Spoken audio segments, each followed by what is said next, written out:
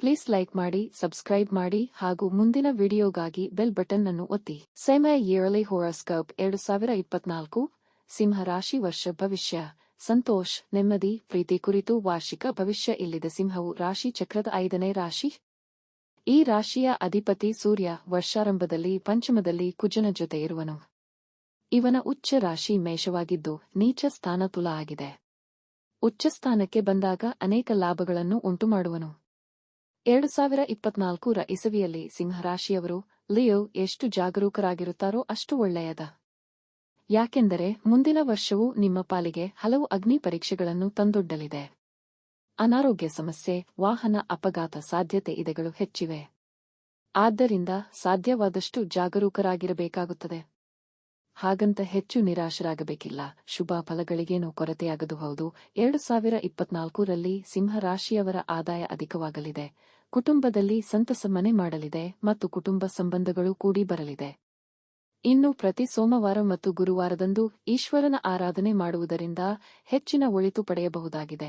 2024ರ ಪ್ರಕಾರ ಈ ವರ್ಷ ನಿಮ್ಮ ಆರ್ಥಿಕ ಜೀವನದಲ್ಲಿ ನೀವು ಸಣ್ಣ ಸವಾಲುಗಳನ್ನು ಎದುರಿಸಬೇಕಾಗುತ್ತದೆ.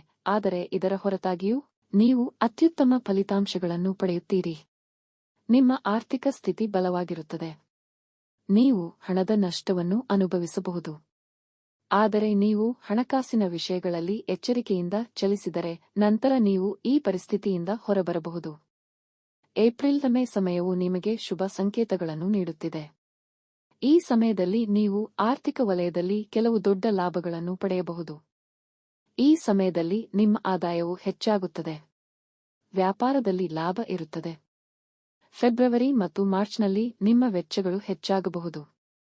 ಇದಲ್ಲದೆ ನೀವು ಈ ವರ್ಷ ನಿಮ್ಮ ಹಳೆಯ ಸಾಲವನ್ನು ಮರುಪಾವತಿ ಮಾಡಬಹುದು. ವೃತ್ತಿ, ಚಿತ್ರಕಲೆಯಲ್ಲಿ ಆಸಕ್ತಿ ಇಟ್ಟುಕೊಂಡವರು, ಕಲಾವಿದರು ಉತ್ತಮ ಸ್ಥಾನವನ್ನು ಪಡೆದುಕೊಳ್ಳುವಿರಿ.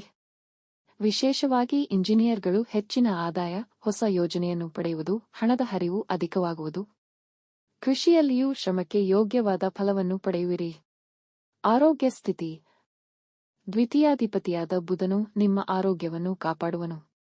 ವರ್ಷದ ಮಧ್ಯಾವಧಿಯಲ್ಲಿ ಆರೋಗ್ಯದ ಮೇಲೆ ಗಮನ ಅವಶ್ಯಕ. ಯಾವುದಾದರೂ ರೋಗವು ಕಾಣಿಸಿಕೊಂಡಿತು, ನಿರ್ಲಕ್ಷ್ಯ ಮಾಡದೆ ಸೂಕ್ತ ಚಿಕಿತ್ಸೆಯನ್ನು ಪಡೆಯಿರಿ. ಧನಾಗಮನ. ದ್ವಿತೀಯದಲ್ಲಿ ಕೇತುವಿರುವ ಕಾರಣ ಸಂಪತ್ತಲ್ಲಿ ನಿಮಗೆ ಲಭಿಸುವುದು ಕಷ್ಟವಾದೀತು. ಅಧಿಕ ಸಂಪತ್ತಿನ ನಿರೀಕ್ಷೆಯನ್ನು ನೀವು ಮಾಡುವುದು ಬೇಡ. ದ್ವಿತೀಯಾಧಿಪತಿಯಾದ ಬುಧನು ದಶಮ ಸ್ಥಾನಕ್ಕೆ ಬಂದಾಗ ಧನವೃದ್ಧಿಯೂ ಇರುವುದು. ಪ್ರೀತಿ ಮತ್ತು ವಿವಾಹ. ಗುರುವು ನಿಮ್ಮ ದಶಮ ಸ್ಥಾನದಲ್ಲಿ ಇರುವುದರಿಂದ ಗುರುಬಲವು ಪೂರ್ಣವಾಗಿ ಇರದು. ಪ್ರೇಮವು ಉಂಟಾಗಬಹುದು. ಅದು ತಾತ್ಕಾಲಿಕವಾಗಿ ಇರಬಹುದು.